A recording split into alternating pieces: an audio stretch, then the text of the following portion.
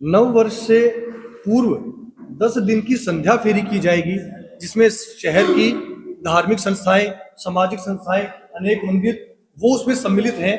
रोज शाम को हिसार के भक्तजन शहर स्वामी दयानंद जी पूरी दुनिया भर को वेदों का ज्ञान देने वाले महात्मा रहे। आधुनिक युग में उनको जब लगा कि मुझे कैसी संस्था की स्थापना करनी पड़ेगी जो पुनः है वेदों को पूरे विश्व भर में स्थापित करे, तो उन्होंने जब चिंतन किया तो उन्होंने यह तय किया कि इसी वर्ष प्रतिपदा के दिन आर्य समाज की स्थापना करें। आपका संदेश यदि ये है कि वो करें, हम भी ये कहना चाहेंगे कि जो वर्तमान सरकार है, कोई भी सरकार हो, वो हिंदू हित में अधिक चिंतन करे और अधिक गतिविधियां आयोजित करे, भारत के सांस्कृतिक राष्ट्रवाद के लिए वो काम करे। मैं अशोक गर्ग तिलकधारी प्रभु कीर्तन मंडल में लगभग 4-5 वर्ष से हूँ और 4-5 साल से हम कंटिन्यू हिंदू नववर्ष का प्रोग्राम कर रहे हैं।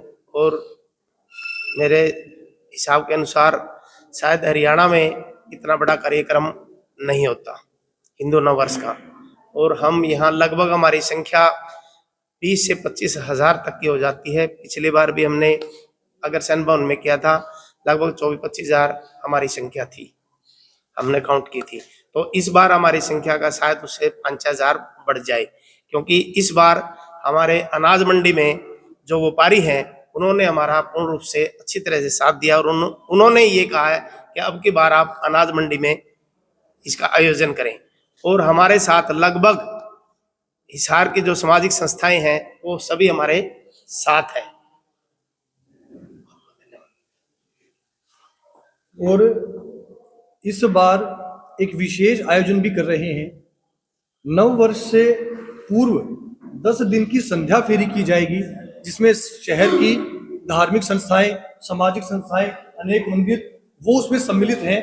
रोज शाम को हिसार के भक्तजन शहर की गलियों मोहल्लों में भजन गाते हुए निकलेंगे और हिंदू नववर्ष कैसे मनाना और क्यों मनाना उसका प्रचार करेंगे। सभी जनता को अपने साथ व्यक्तिगत रूप से जोड़ेंगे और आगामी हिंदू नववर्ष महोत्सव की जानकारी भी सब कार्यकर्ताओं को देंगे।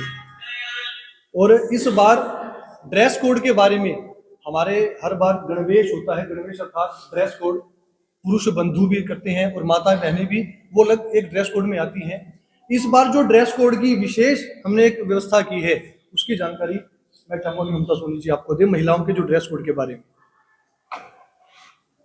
महिलाओं के ड्रेस कोड में हमने साड़ी रखी है जो हमने स्पेशल बनारस से मंगवाई है। सभी कार्यकर्ताओं को इस बार हम बनारस की स्पेशल साड़ी दे रहे हैं। कम से कम 150 से 200 महिलाओं को हम ड्रेस कोड में हिंदू नववर्ष में शामिल करना चाहते हैं।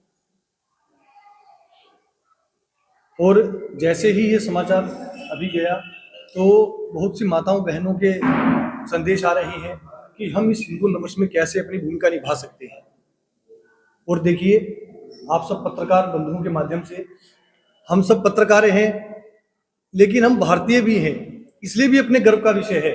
मैं आपको कुछ जानकारी देना चाहता हूं। जो अपना यह भारतीय नववर्ष है, सृष्टि के अनुसार यही नववर्ष है। हमारे पौराणिक ग्रंथों के अनुसार ब्रह्मा जी ने जो सृष्टि की रचना की वो आज से 1 अरब 97 करोड़ से अधिक वर्षों पूर्व की थी, और वो यही दिन था जिसे हम वर्ष प्रतिपदा कहते हैं। महाराष्ट्र में ये गुड़ी पड़वा के नाम से मनाया जाता है। देश के अलग अलग कोनों में अलग अलग नाम से त्योहार मनता है, लेकिन सबसे अधिक बड़े भव्य स्तर पर पूरे देश के कोने कोने में यह हिंदू नववर्ष मनाया जाता है। जब श्री राम जी अयोध्या लौटे वापस, तो उनका जब राज्याभिषेक किया जाना दोबारा तय हुआ, तो वहां के विद्वानों ने जो तिथि तय की वो शुभ मुहूर्त इसी दिन का निकला था, चैत्र शुक्ल प्रतिपदा, हिंदू नववर्ष, वर्ष प्रतिपदा, गुड़ी पड़वा। तो सब विद्वानों ने कहा कि श्री राम जी का राज्याभिषेक होने जा रहा है तो सबसे शुभ मुहूर्त होना चाहिए, यह मुहूर्त यही था हिंदू नववर्ष का। स्वामी दयानंद जी पूरी दुनिया भर को वेदों का ज्ञान देने वाले महात्मा रहे।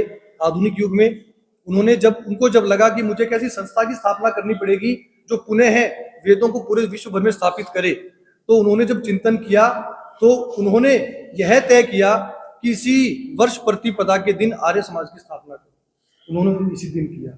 सिंधी समाज के भगवान झूलेलाल, उनका अवतरण दिवस भी इसी दिन होता है। और मातृशक्ति की जो आराधना का पर्व है 9 दिन का नवरात्रे, वो नवरात्रों कहाँ से शुरू होते हैं? वो भी इसी पावन दिन से शुरू होते हैं, हिंदू नववर्ष से। ऐसे ही बहुत से ऐतिहासिक महत्व हैं। राष्ट्रीय स्वयंसेवक संघ के संस्थापक डॉक्टर हेडगेवार बलीराम हेडगेवार जी की जो उनके जन्म दिवस है, वह भी यही वर्ष प्रतिपदा का है। हमारा ये उत्सव चलता है 9 दिन तक। ऐसे ही हमारे उत्सव को देखकर दुनिया भर ने, जैसे चीन का अलग कैलेंडर चलता है, ग्रीगोरियन कैलेंडर अलग चलता है, यूरोपियन कैलेंडर अलग चलता है, कई देशों ने ऐसे कैलेंडर बनाए और उन्होंने उत्सव शुरू किया। हम मातृशक्ति की आराधना के रूप में 9 दिन इस उत्सव को मनाते हैं।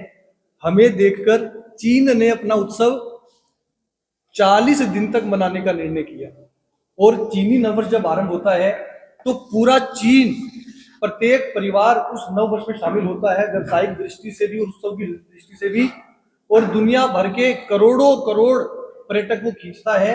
और वर्ष भर में जो चीन विदेशी मुद्रा अर्जित करता है, उसका एक बड़ा भाग इसी चीनी नववर्ष के उत्सव के रूप में वो आय अर्जित करता है। उसने सीखा कहां से?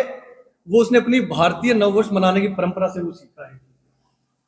तो इसलिए मैं आपके माध्यम से सब भारतीयों का भी आह्वान करता हूं कि उस हिंदू नववर्ष पर अपने घर में उत्सव जरूर मनाएं। माताएं बहनें घर में मिष्ठान बना सकती हैं कि आज नया साल है, बच्चे जो हैं रंगोली बना सकते हैं कि आज हमारा नया साल है, पटाखे फोड़ सकते हैं, गौशाला में जाकर सेवा कर सकते हैं, घर में विशेष पूजा कर सकते हैं, कोई अनुष्ठान कर सकते हैं, हवन कर सकते हैं, दान पुण्य कर सकते हैं।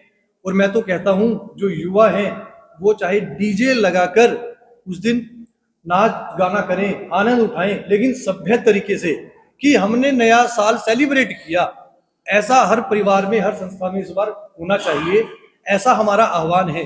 और हमें थोड़ी प्रसन्नता भी है कि हिसार इस बार सब संस्थाएं, सब परिवार, सब धार्मिक कीर्तन मंडल वो इस बार हमारे साथ आने को तैयार है।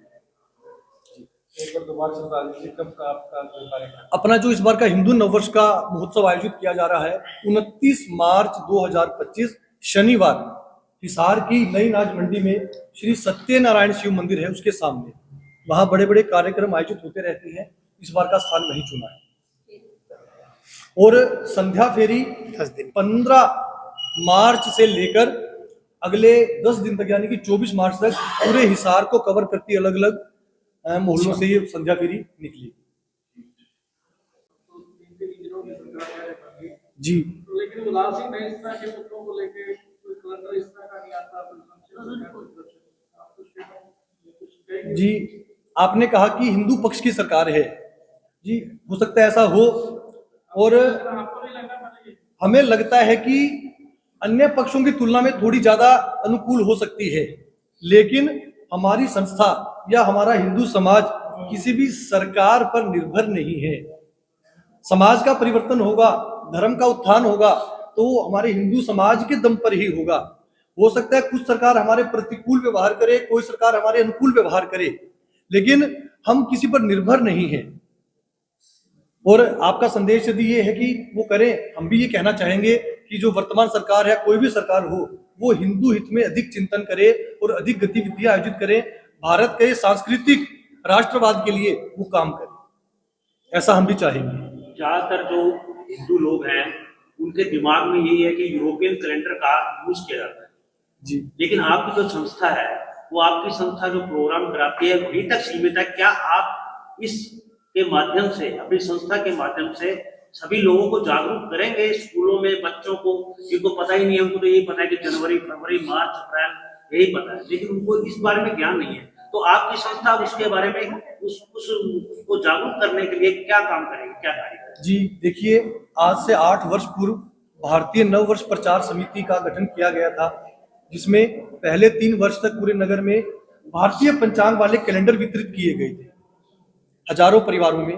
और अब ये हिंदू नववर्ष का आयोजन किया जा रहा है और ये उत्सव भी हम 15 दिन तक मनाएंगे, क्योंकि फाग के तुरंत बाद 15 मार्च से 24 मार्च तक जो संध्या फेरी होगी वह इसी हिंदू नववर्ष के निमित्त ही फेरी होगी।